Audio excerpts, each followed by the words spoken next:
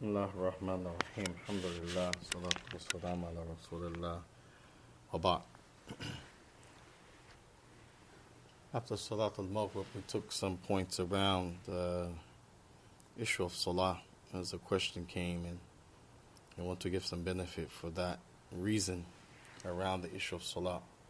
What we should be talking about, the book of marriages. This is our night for marriage, so we'll take a small benefit, 5 minutes or 10 at the most, about this issue, inshallah ta'ala. We finished the chapter of the prohibition of those who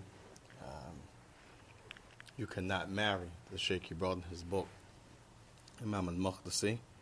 And then he brings Shurut al-Nikah. Shurut al-Nikah, the conditions of marriage. And then if we go back to the reasons for marriage, the Shaykh he mentioned one of those reasons is to talaba awlad salihan, to seek righteous children. And wallahi, this is a big topic in itself, because as we talk about the issue of marriage, the first thing comes to mind probably is the future and the youth and the children and all of these things that we're faced with called challenges.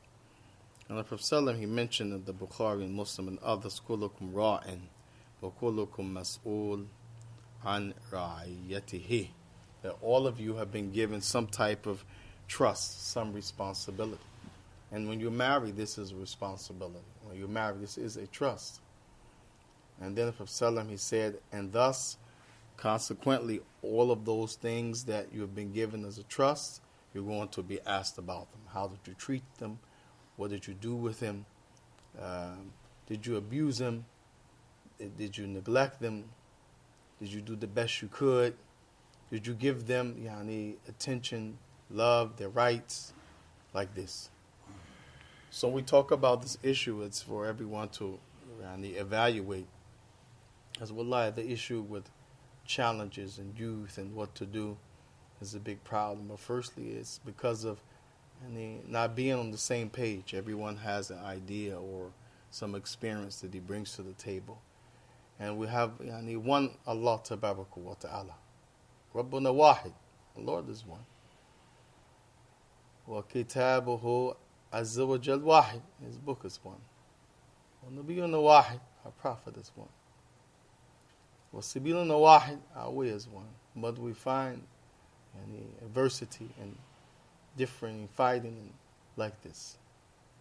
So when we look at this issue of marriage, wallahi, the reason the Prophet ﷺ, he said, khayrukum li ahlih, the best of you, or the best of you all, to his ahli. And ahli here means family. It could mean your wife. It could mean your wife and children. It's inclusive. And then he said, wa ana khayrukum li ahlihi, and I'm the best from amongst you to that of his family. And that's why they say it starts at home. Wallahi. As Al-Hajj Malik Shabazz said, when the chickens come home to roost, Sahih. What you do out is going to come back, because the foundation starts at home. When you see all of this that we're dealing with, the basis at home. And this is the beginning when you talk about marriage. From the conditions of marriage is that, we should say before that, rukm zawaj rida bayna zawjain. The scholar said that marriage has one pillar, one thing it's based upon, both of the mates being pleased. But this is not, he looks good, or he has curly hair. And subhanAllah, in these days I can't even, maybe we can say he has a beard, because many people don't like the beard. Astaghfirullah. People get offended, or it's like something touchy. But wallahi, this is your problem, your preference, your freedom, as they say. Between me and Allah, or whatever, it's no big deal. But for Sallam, he ordered to grow that. For the believers, all of the Anbiya wal Mursaleen. ماذا ذوات اللحية. There were people who had lihya. Except Allah made them where they can't grow. And that person is they say if it don't apply, what? Let it fly. If it doesn't apply to you, then don't worry about it. The one that can't grow, let he be shaved.